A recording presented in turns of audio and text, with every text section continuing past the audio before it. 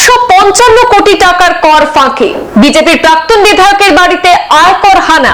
আয়কর বিভাগ নগদ টাকা স্বর্ণালংকার বাজেয়াপ্ত করার পর বন বিভাগকে ছুটে আসতে হয় বিধায়কের বাড়িতে। কোটি কোটি নগদ টাকা ছাড়াও বিধায়কের বাড়ি থেকে উদ্ধার 3টি কুমির। এই ঘটনাটি সামনে আসতেই শোরগোল পড়েছে মধ্যপ্রদেশের রাজনৈতিক অঙ্গনে। অবৈধ টাকার পাহাড় গড়লে বলা হয় টাকার কুমির, কিন্তু এবার কাকতালীয়ভাবে প্রাক্তন বিধায়কের বাড়িতে কর ফাঁকির অবৈধ টাকার সঙ্গে মিলে গেল 3টি কুমিরও। টাকার কুমির কথাটা সেক্ষেত্রে দারুণভাবে খাপ খেয়েছে বিজেপির প্রাক্তন বিধায়ক হরবংশ সিং রাঠৌরের সঙ্গে। প্রাক্তন ওই বিধায়কের বিড়ির ব্যবসা রয়েছে, তার সেই ব্যবসার আরো একজন পার্টনার রয়েছেন। তারা দুজন মিলে 155 কোটি টাকার কর ফাঁকি দিয়েছেন বলে অভিযোগ ছিল। এমন অভিযোগে বিধায়কের বাড়িতে হানা দেয় আয়কর দপ্তর। বিধায়কের বাড়িতে পা দিতেই চক্ষু চড়ক গাছ আয়কর দপ্তরের।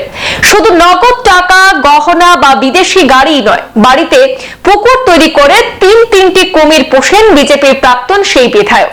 মধ্যপ্রদেশে বিজেপির প্রাক্তন বিধায়ক হরবংশ সিং রাঠৌর এবং তার ব্যবসায়িক সঙ্গী কেশরওয়ানির বাড়িতে হানা দেয় আয়কর দপ্তর। একা রাজেশের বিরুদ্ধে 140 কোটি টাকার কর ফাঁকি দেওয়ার অভিযোগ রয়েছে। তার বাড়ি থেকে গুরুত্বপূর্ণ বেশ কিছু নথিপত্র বাজেয়াপ্ত করেছেন আয়করের আধিকারিকরা। প্রাক্তন বিধায়কের বাড়িতে তল্লাশি চালিয়ে 3 কোটি টাকা নগদ উদ্ধার করা হয়েছে। বিপুল সোনা গয়না এবং রূপোর গয়না, সেখানে পাশাপাশি বেশ কয়েকটি বিদেশি সংস্থার গাড়িও বাজেয়াপ্ত করা হয়েছে। বাড়ির আশপাশে তল্লাশি চালানোর সময় একটি পুকুর নজরে পড়ে তদন্তকারীদের, আর সেই পুকুরের পাড়ে 3টি কুমিরকে দেখে আঁতকে ওঠেন আধিকারিকরা। খোঁজ নিয়ে জানা যায় কুমিরগুলি বিধায়কের নিজেরই। আয়কর দপ্তরের এক আধিকারিক বলেছেন, নগদ টাকা, গাড়ি, সোনা গহনা অবধি ঠিক ছিল, কিন্তু বাড়ির মধ্যে কুমির, কোথা থেকে সেই কুমিরগুলি এলো তা জানার চেষ্টা করছে তদন্তকারী দল। যদিও কুমিরগুলিকে দেখতে পেয়ে সঙ্গে সঙ্গে তারা খবর দেন বন দপ্তরে। তড়িঘড়ি সেখানে পৌঁছাতে হয় বন দপ্তরকেও।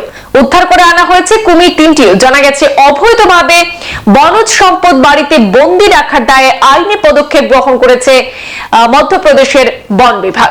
সংবাদ এই পর্যন্তই, ফিরছি পরবর্তী অন্যান্য আপডেট নিয়ে, সাথে থাকুন। ধন্যবাদ।